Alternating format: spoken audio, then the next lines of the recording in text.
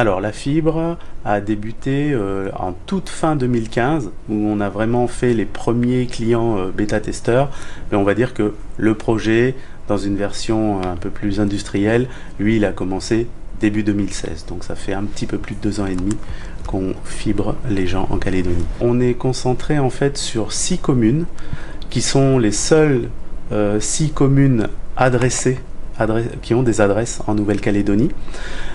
Donc Nouméa, Doumbéa, Mondor, Koné, et on a rajouté quand même Bourail et Païta. À l'intérieur de ces communes, on agit sur différentes zones et en tout, on est sur 21 zones où on déploie la fibre.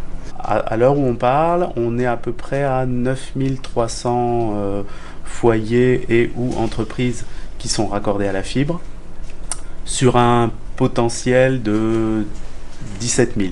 Voilà. La principale difficulté ou le challenge de cette opération, c'est d'arriver à faire les derniers mètres et d'aller jusque chez le client, puisqu'on doit intervenir chez le client en faisant des travaux chez le client, avec une intervention qui dure en moyenne pas moins de 2 heures, ça c'est sûr, entre 1h30 et 3 heures. Donc voilà, il faut que le client soit bien chez lui, qu'il soit bien présent au rendez-vous, et il y a toute cette opération, cette pose d'un câble qui contient de la fibre optique jusque dans la maison qui doit être réalisée. Alors lors de ces derniers mètres, les principales difficultés, on les rencontre dans toutes les infrastructures qui sont souterraines.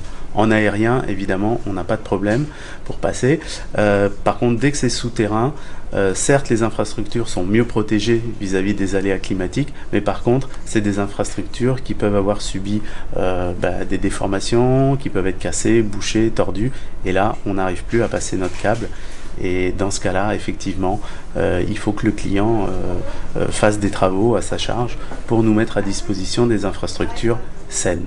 Ça n'est pas anodin. C'est à peu près entre 20 et 30% des rendez-vous que l'on fait. En fait, pourquoi est-ce qu'on fait tout ça? On prépare finalement les autoroutes de l'information et de l'Internet de demain pour permettre un accroissement des débits par rapport au cuivre. Ça, c'est le premier point. Aujourd'hui, avec le cuivre, on arrivait à une limite qui était aux alentours de 18 ou 20 mégas. Avec la fibre, on va pouvoir aller beaucoup plus loin.